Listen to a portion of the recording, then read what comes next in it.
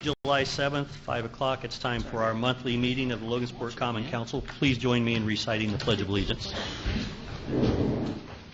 I pledge allegiance to the flag of the United States of America and to the republic for which it stands, one nation, under God, indivisible, with liberty and justice for all. Roll call, please. Jeremy Ashcraft. Bob Bishop. Here.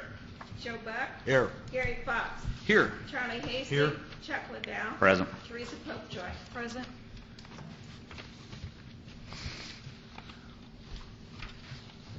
Approval of minutes.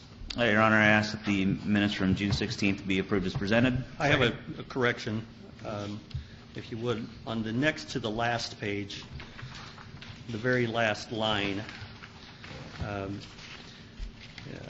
I stated that he hasn't been right in Indiana law yet, and it reads writing in Indiana law yet. So instead of writing, please change that to write in, Okay. as in correct in. We can be a typo, right? We don't have to It can be. I amend just that. wanted to point that out for the record. All right. Thanks, Ted. Thank you. Was there a second on the minutes? Yeah, there was by somebody. Yes. Who Charlie. made? Charlie made the I second. did. I made the second. It's been moved and properly seconded. Is there any discussion? Hearing none, we'll call for a vote on approval of minutes. Teresa Popejoy. Yes. Chuck Liddell. Yes. Charlie Hasty. Yes. Gary Fox. Yes. Joe Buck. Yes. Bob Bishop. Yes. Minutes are approved on a vote of 7 in favor, 0 opposed. There are no comments of the mayor tonight. Oh, I take that back. 6-0. I'm sorry, 6-0. One absent. 6-0. Under comments of the mayor, council, I do expect to have budgets ready for presentation to you by early next week for review. Petitions or comments of citizens.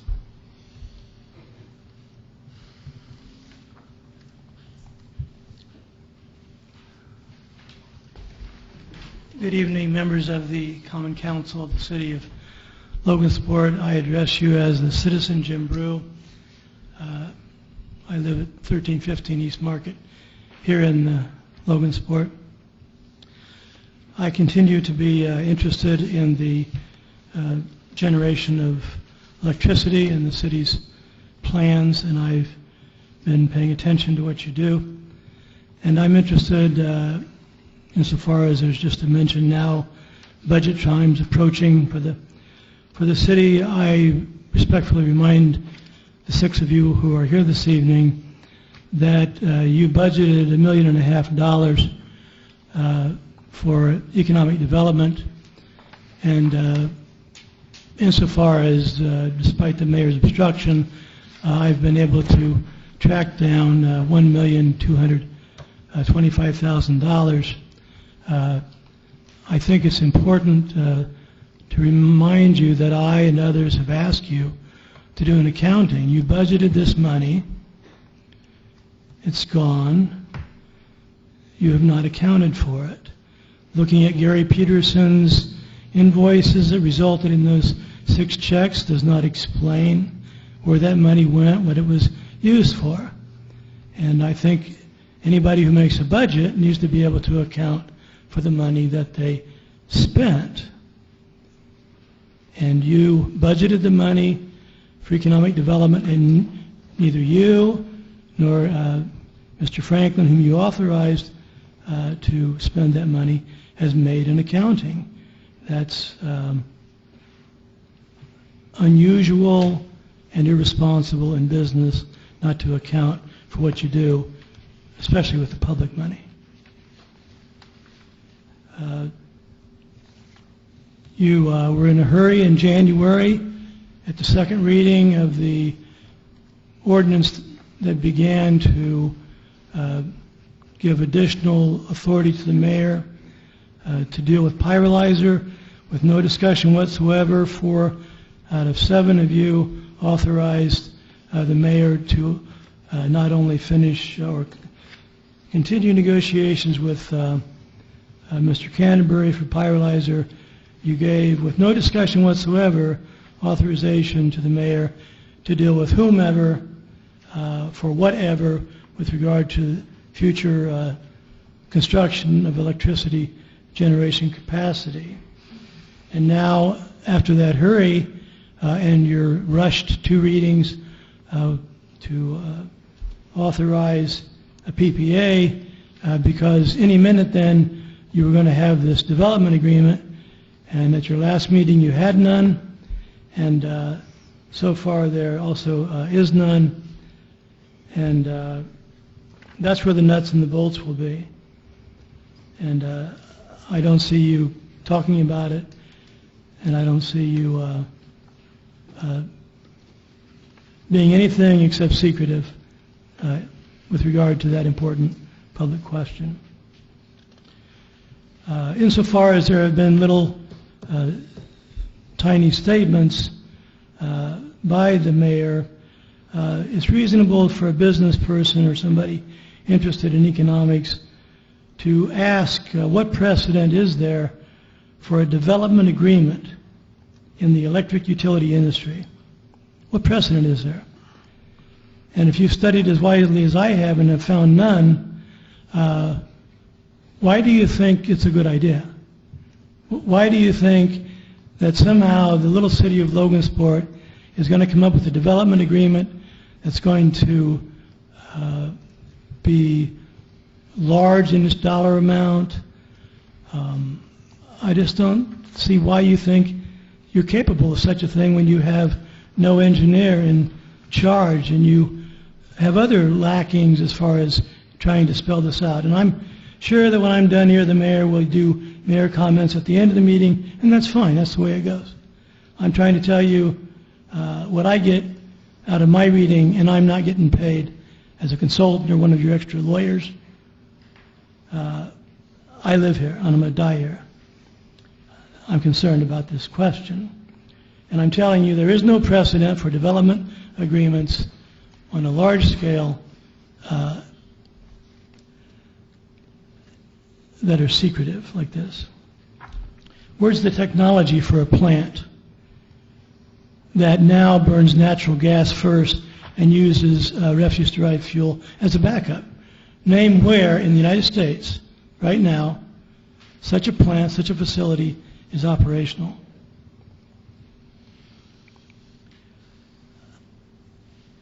You published a request for proposals with regard to your public-private effort with Pyrolyzer.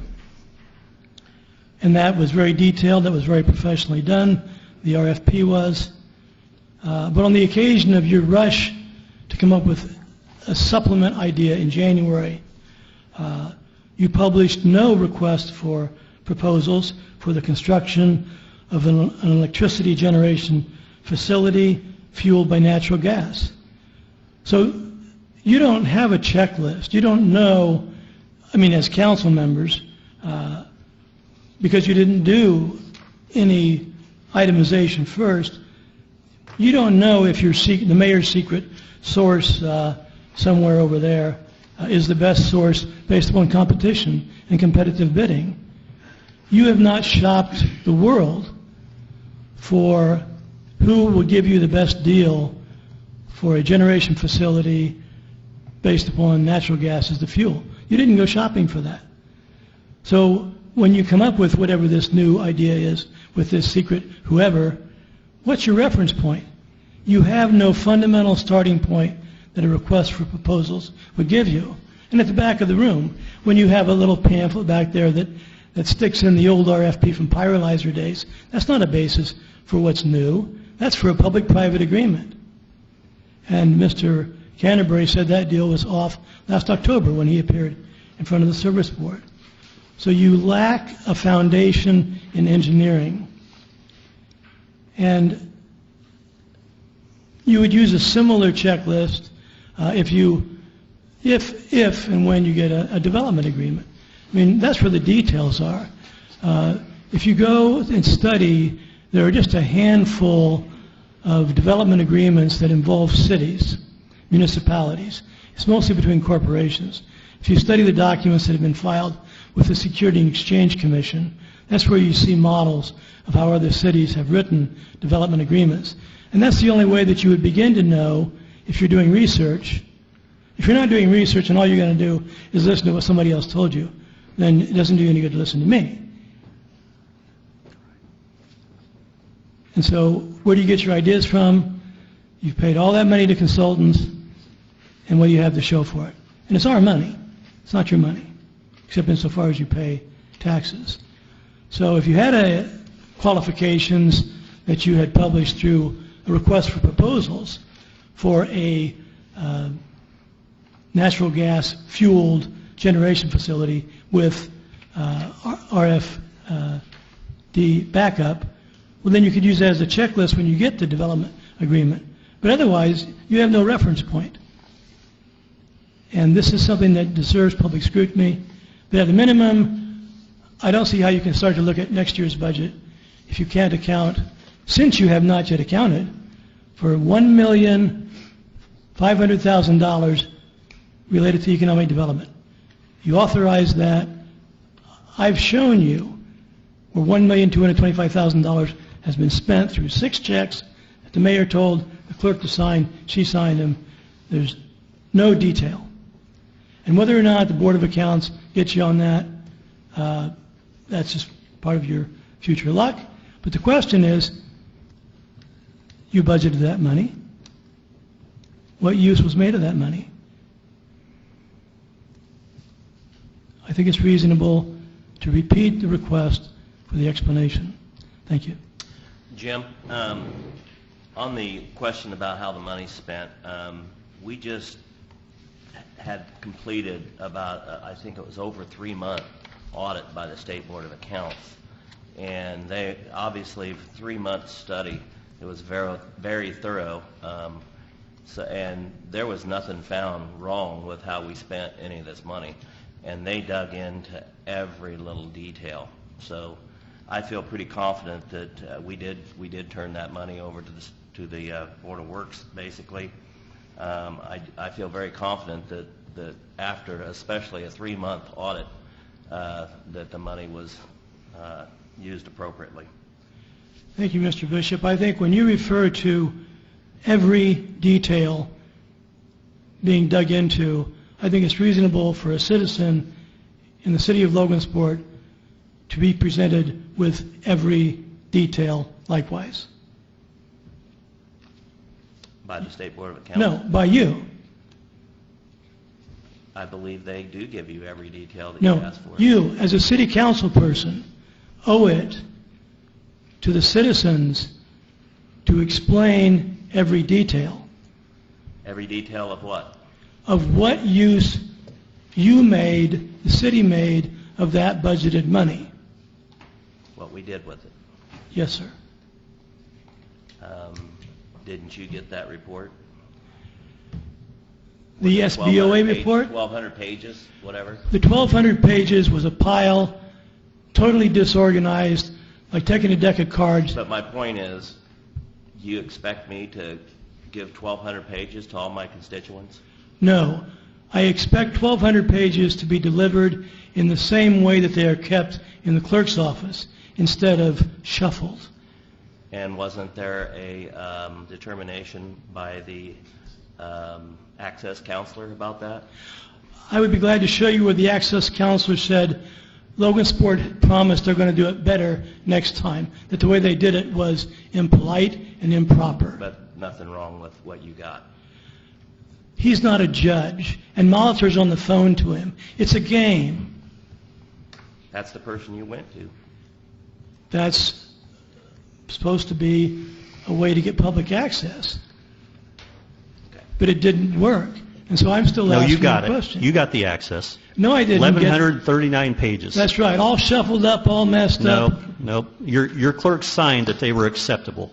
The condition was The clerk acceptable. Your signed clerk it. signed it. You know she The signed it. clerk signed the piece of paper like she does anywhere that she goes to pick up something.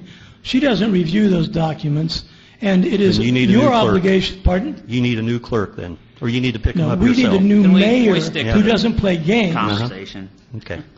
Thank you very much. You'll have your opportunity. I'm finished. I'm doing my work now instead of waiting before you spend more money. Congratulations. Are there any Jim. more public You're welcome. comments? Are there any more public comments? All right, next on the agenda, reports from committees, boards, and commissions. We had a meeting of the Utilities Committee, talking about signing a person to the Utility Service Board. We came to an agreement on that. Okay. Any more reports from committees, boards, or commissions? Mayor Franklin, I don't have a report from the committee, but Mr. Ashcraft asked me to convey his regrets for not being here tonight. He's in North Carolina for a conference, a national conference for work, and feels very bad that he was forced to miss this meeting. Yeah, we certainly understand. He's always very good about attendance, even committee meetings. So He said he thinks this is the first meeting he's ever missed. it may very well be. Most likely. Any more reports from committees, boards, or commissions? Hearing none. Under old business, ordinance 2014-21. That will be Councilman Bishop, please.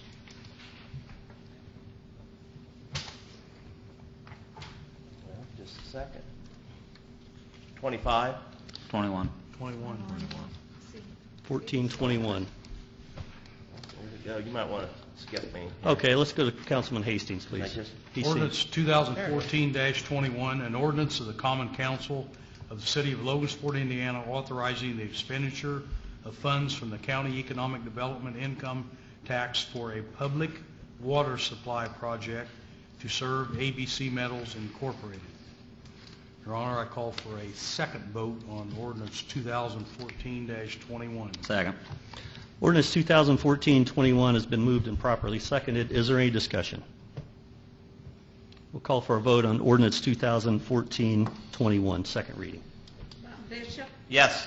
Joe Buck, Yes. Gary Fox. Yes. Charlie Hastings. Yes. Chuck Liddell. Yes. Teresa Popejoy. Yes. Ordinance 2014-21 passes on a vote of 6 in favor and 0 opposed. Council, we have with us tonight Dan Kendall, who's with ABC Metals, and I believe Dan would like to maybe address the council. Thank you, Mr. Mayor. As you stated, I'm Dan Kendall. I serve as the current President Chief Operating Officer of ABC Metals, located at 500 West Clinton Street. I thank you for the opportunity to address the council briefly this evening. You know, the groundwork for this water project was laid in the mid-'80s when our location at 500 West Clinton was annexed into the city. Since that time, we've connected to city sewer, and the 3 subsidiaries of Materials Processing Incorporated, these subsidiaries known as ABC Metals, Small Parts, and HTI continue to be an integral component of the direct tax base for the city of Logansport. We've provided over $3 million of tax payments since the mid-'80s. And so we're growing. Currently, we have 2 openings right now, too, that we need to fill. So your approval to provide connection to city services in the form of water will provide the business case for our continued investment in the city. I want to take the opportunity to thank Cleto and John Hipscomb for their tireless work on our behalf, and not to forget LMU, Paul Hartman, the city council here that I'm addressing. Thank you. Thanks, Joe. And also, thank you, Mayor. You've done all this with the goal of employment retention and opportunity creation, so I say thank you. You know, Logansport's noted their 175th anniversary, and ABC Metals in June noted their 40th anniversary. We shipped our first pound of material 40 years ago in June. So we remain committed to be a good corporate citizen, and thank you for our support of family companies. Wanted to note one other thing. Chico Rodriguez, president of HTI, was unable to be here. He got called away. He's in ER right now, not personally, but a family member's there he's with. He wanted to thank you on his behalf, and also the ones that I mentioned, and he's excited about the opportunities this will afford HTI as well. So thank you. We appreciate you being here in the community and for the investment, the entire umbrella of investment under HTI, ABC, and Small Parts and everything else you guys have got going on. We sincerely appreciate it. And $3 million is a pretty staggering figure to think about the amount of taxes that you've paid in the last 30 years. So we appreciate it very much. Thank you very much. Thank you, Thanks, Dan. Dan. That's a drop in the bucket to the employees' taxes and everything else for the number of employees that Small Parts, HTI, and ABC Metals have had throughout the 40-year existence. we appreciate the good corporate citizen that the company has maintained. Under new business now, Resolution 2014-25. Let's try Councilman Bishop this time. Resolution 2014-25, a resolution approving the City of Logansport Capital Improvement Program 2015 through 2018. Your Honor, I call for a vote on Resolution 2014-25. Second. Resolution 2014-25 has been moved and properly seconded. Is there any discussion? Councilman Bishop. I'll just say one thing. I don't see Aaron here tonight, but oh, there's Chris. You'll do. Appreciate all the work that they've put into this, and for the city, this is the first time in our history that we actually have a CIP program that's fully funded, incorporated into our budget. So that's a big accomplishment for you all to have done. So thank you. Is there any more discussion regarding Resolution 2014-25? Hearing none, we'll call for a vote on Resolution 2014-25. Teresa Popejoy. Yes. Chuck Liddell. Yes. Charlie Hastings. Yes. Gary Fox. Yes. Joe Buck. Yes. Bob Bishop. Yes. Resolution 2014-25 passes on a vote of 6 in favor, 0 opposed. Resolution 2014-26. Councilperson Popejoy, please. Resolution 2014-26, a resolution of the Common Council of the City of Logansport, Indiana, appointing a representative to the Utility Service Board. Mayor Franklin, I call for a vote on Resolution 2014-26. Second. Resolution 2014-26 has been moved and properly seconded. Would somebody care to offer a name under Section 1? I'll offer an amendment. We had a meeting and we approved Jay King to be reappointed to the Utility Service Board. So that's the name we're putting in, Jay King. Second. It's been moved and properly seconded to amend Section 1 to include the name Jay King as the name to be submitted. Is there any discussion regarding that? Okay, we'll call for a vote on the amendment. Charlie Hastings. Yes. Chuck Liddell. Yes. Teresa Popejoy. Yes. Gary Fox. Yes. Joe Buck. Yes. Bob Bishop. Yes. Resolution 2014-26 has been amended to include the name Jay King in Section 1. Now Resolution 2014-26 in its entirety. Bob Bishop. Yes. Joe Buck. Yes. Gary Fox. Yes. Charlie Hastings. Yes. Chuck Liddell. Yes. Teresa Popejoy. Yes. Resolution 2014-26 has been adopted on a vote of 6 in favor and 0 opposed. Ordinance 2014-22. Councilman Buck, please. Ordinance 2014-22, amending the Logansport and Friend Zoning Ordinance, Section 402, Flood Plan Overlay. Your Honor, I call for a motion for vote on 2014-22. Second. Ordinance 2014-22 has been moved and properly seconded. Is there any discussion? We have Chris Gallmer here from the Planning Department. He's good enough. Okay. There's no discussion. I'll call for a vote on Ordinance 2014-22 on first reading. Bob Bishop. Yes. Joe Buck. Yes. Gary Fox. Yes. Charlie Hastings. Yes. Chuck Liddell. Yes. Teresa Popejoy. Yes. Ordinance 2014-22 passes on first reading on a vote of 6 in favor, 0 opposed. Are there any board member comments? Your Honor, I just have a couple of questions regarding the developers agreement. I know that at our last meeting on the 16th that we had scheduled as a special meeting to hopefully have the developers agreement. We didn't proceed with that. You said you still had a couple questions, but it was very possible we could have it in our hands within a week or two. Also was on record as saying that you could have presented at the 16th, but we're going to hold off till you've addressed all of our council's concerns. Do you have a definitive timeline as of yet to where we're at with the developers agreement? No, we're still holding off at the request of council. I will certainly advise you as soon as I have something for you to consider, and then we'll have at least a 30-day period between the time it's introduced and the time that we're asked to consider that and vote on it. Are you meaning council as in legal counsel? No, city council. You'll have it for 30 days. That was our request, that we have that document 30 days in our hands before we Right. vote. Right. So you're not ready to put it in our hands yet? No. Either? Okay. I would just caution as you move forward, and I know you know how important it is, but I have done my due diligence and my research into TCS and have found most of the major players and contributors in it, and find that there are a lot of backgrounds that include bankruptcy, dissolving of companies over and over and over again with the players that I have found during my research, and it scares me to death to think that that's who we're looking at signing up with an $800 million project. So Sure.